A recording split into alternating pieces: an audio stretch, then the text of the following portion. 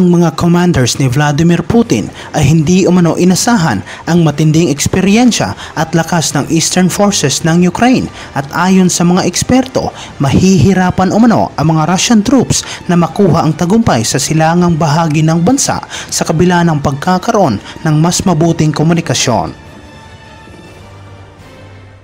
Si Philip Ingram, isang security at intelligence specialist, ay nagsabi na sa kabila ng pagkakaroon ng Russian military ng bagong estratehiya sa pamamagitan ng pag-focus lamang sa mga Ukrainian na rehiyon na malapit sa Russia, hindi pa rin sila mabibigyan ng tsansa na manalo laban sa Eastern Forces ng Ukraine.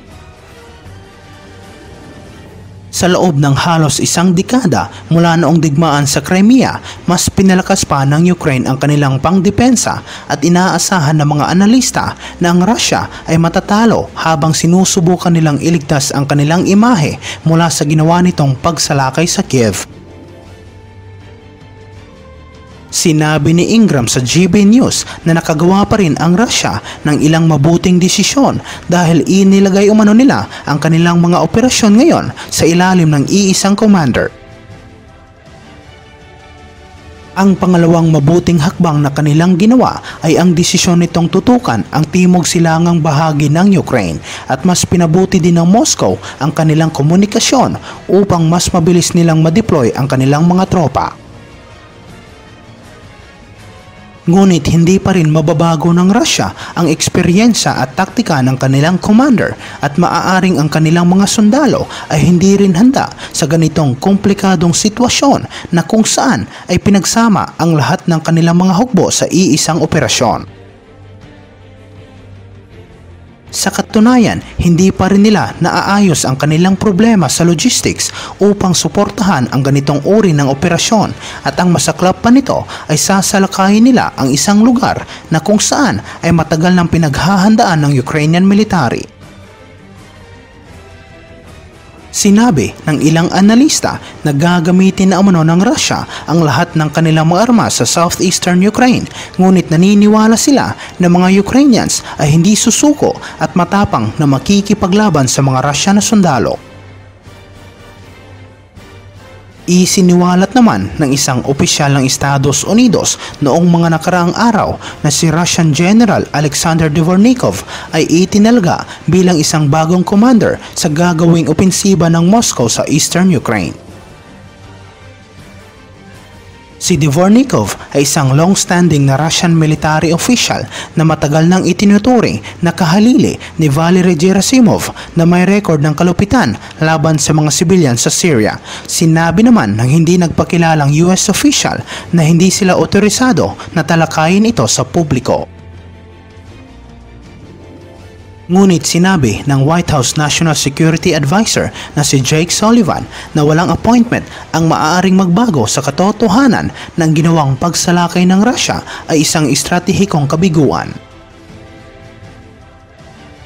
Samantala, nagpakawala umano ang mga sundalo ni Vladimir Putin ng isang poisonous substance mula sa isang drone at tinarget ang mga sibilyan at military personnel na nakaistasyon sa port city ng Mariupol ayon sa Azov Battalion. Ang mga tao sa Mariupol ay naiulat na dumaranas ng respiratory failure at mga neurological problems bilang resulta sa ginawang pag-atake. Sinabi sa ulat ng Azov Battalion na mga biktima ay nakakaranas ngayon ng respiratory failure bilang konsekwensya sa paggamit ng Russia ng isang hindi kilala ngunit nakakalason na substance. Si Ivana Klimpish, ang chair ng Parliamentary Committee on Integration of Ukraine sa European Union ay nagsabi na maaaring gumamit ang Russia ng chemical weapon sa ginawa nitong pag-atake sa Mariupol. Ang hindi pa nakumpirmang ulat ay lumabas ilang oras matapos binalaan ni US President Joe Biden ang Russia at sinabi niya na magbabayad umano ng malaki ang Moscow kung gagamit ito ng chemical weapon laban sa Ukraine. Hindi nagbigay ng detalye si Joe Biden sa kung ano ang magiging konsekwensya, ngunit sinabi niya na posibleng magkaroon ng direktang komprontasyon ang NATO laban sa Russia. Itinanggi naman ng Russia na gumamit ito ng anumang chemical o biological weapon sa panahon ng pagkikipagdigma nito sa Ukraine na kung saan ay nagsimula noong February 24. Ngunit sinabi sa ulat ng RIA News Agency na mga Russian-backed forces ay patuloy na isinusulong ang paggamit ng mga chemical weapons. Si Edward Basurin, isang kinatawan ng People's Militia of the Donetsk People's Republic, ay iniulat na nagsabi na kinailangan umano nilang gumamit ng mga chemical weapons sa Mariupol.